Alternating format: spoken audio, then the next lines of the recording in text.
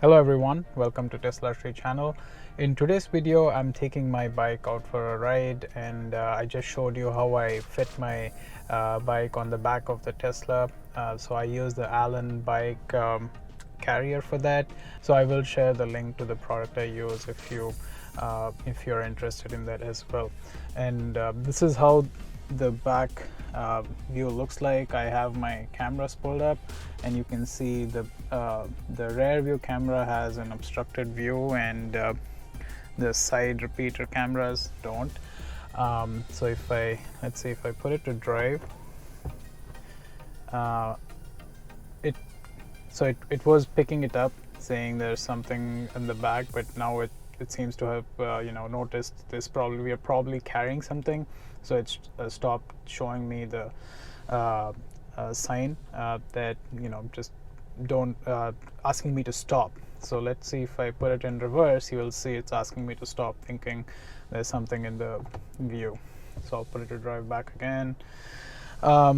So I thought this would be a great test to see if FSD beta works with the cycle attached or the bike attached at the back.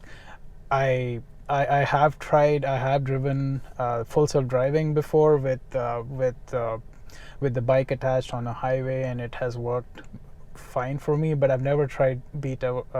I'm currently on 10.12.2, so that's the version I'm on. So I've never tried that before, so I thought I'll see today how FSD beta will handle that. So yeah, let's take a look. So welcome back. As I mentioned, I have the bike in the back, and then I just turned on FSD right now, and you see the symbol there. So it was available. But I think it can it detects something at the back, and it is marking it in red, and that's what I've noticed previously as well when I've driven just the standard beta or standard FSD on highways, and it would detect there's something going on, and but it would drive fine.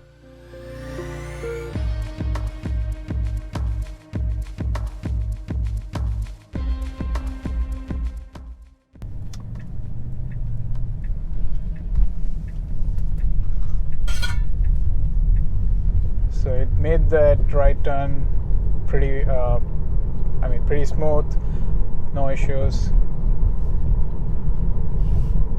And I'll try to be extra cautious on this drive because, like I said, this is the first time I have my bike up in the back, and not sure how beta would handle it. So this is going to be a good test.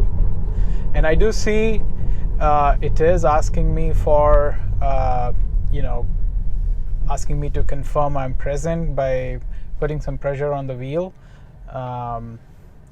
And it's happening more often than usual. So that's one thing one thing I notice that's different. But other than that, I think the driving, it's handling pretty well, which is really good, because if it's able to drive with something, maybe you're towing a trailer, or like I have the bike rack. If you have that attached and it's able to drive, this makes it much more convenient for you. So that's great that it's been able to handle it.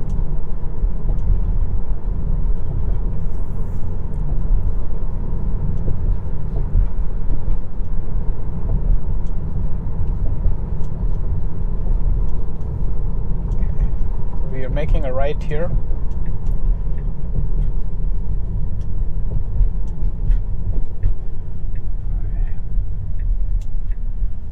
Slow down for red.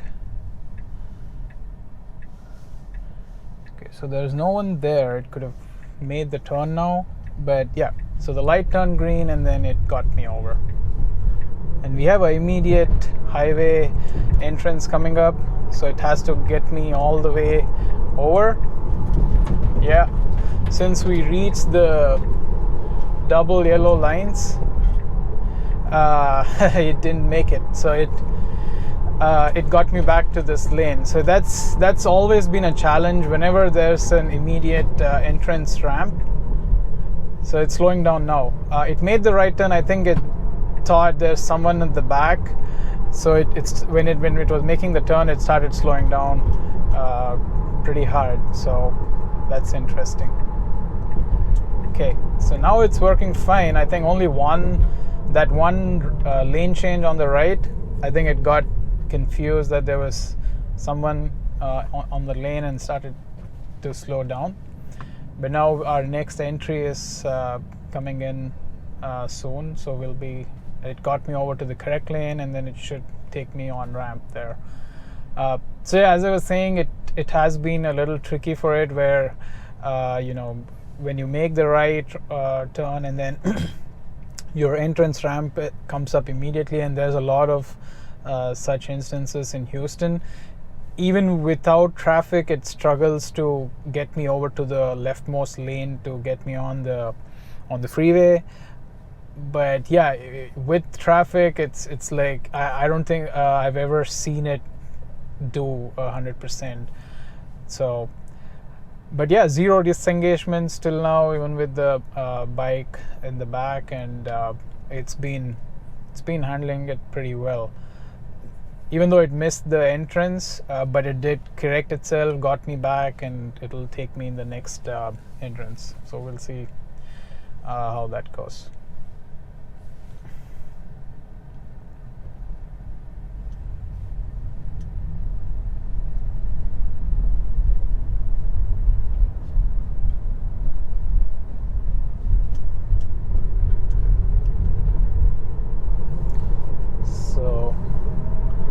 The backup camera. As you see, my bike is still up there. That gives you the visibility.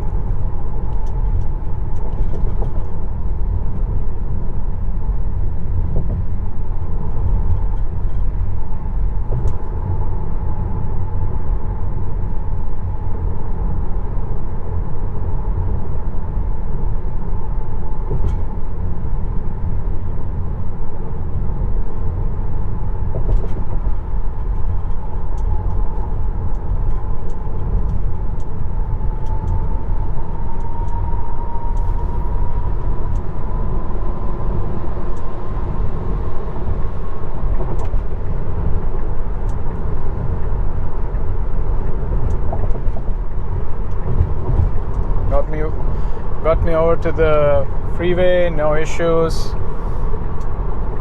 Let's change my lane.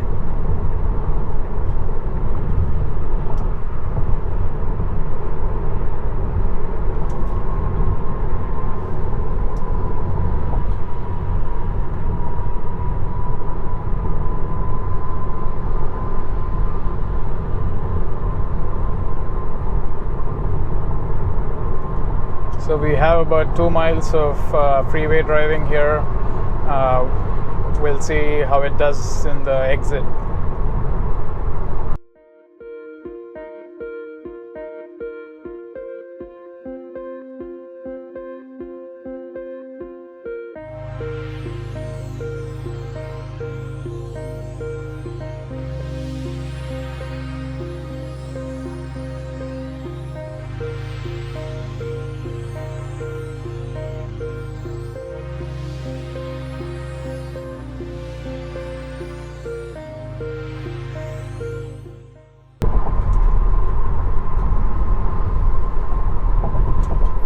Alright, so we are on the exit lane here, and then it's switching back to the UI. It's switching the UI back.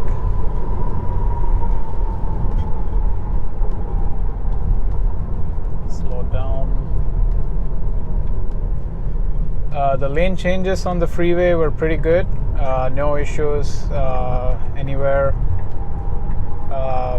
Handle it really well.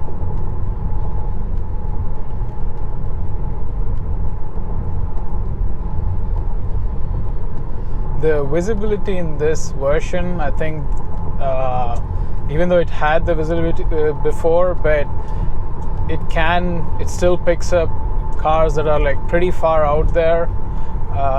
As you see, the SUV in front of me is pretty far out, but it's still able to pick that up and you know, keep track of it, slow down.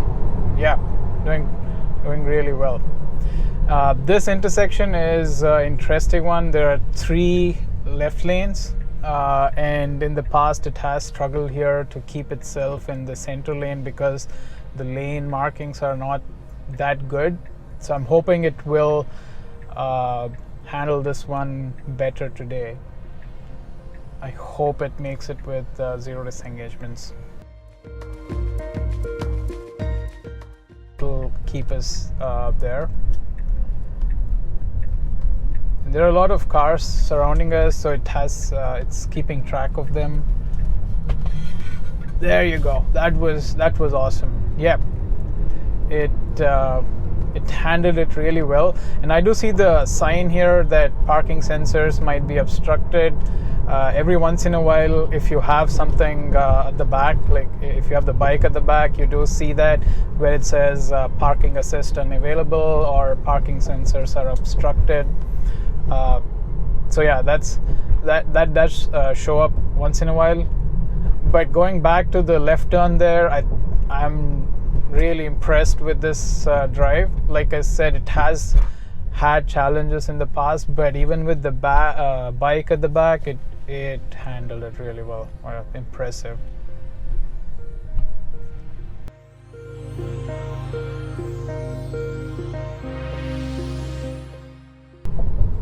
So my trailhead is coming up in about a mile.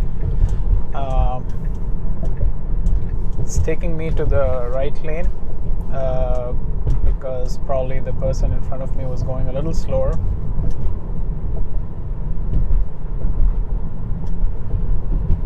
And that light turned yellow, but I think it did well in terms of not trying to do a hard brake and stopping. It kept going and maintained the speed. Pretty well handled, and we made it out before the light changed to red, so I think a good decision there. So yeah, I was saying my trailhead is coming up on left, but I think the map is taking us in a different on a different route. So there is actually a break in the you know, available where you can make a left directly here, but it wants to go further ahead and then make a U-turn and then come back. So we'll see how it handles that. I'm a little skeptical of that it will.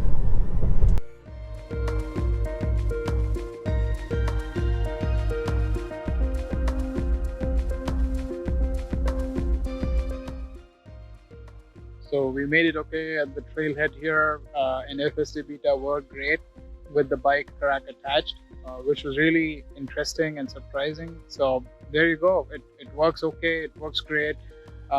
You still have to be a little vigilant before you know, when it's driving, but I think it works great with the bike rack attached. So I would assume maybe if you had a trailer, it should work as well.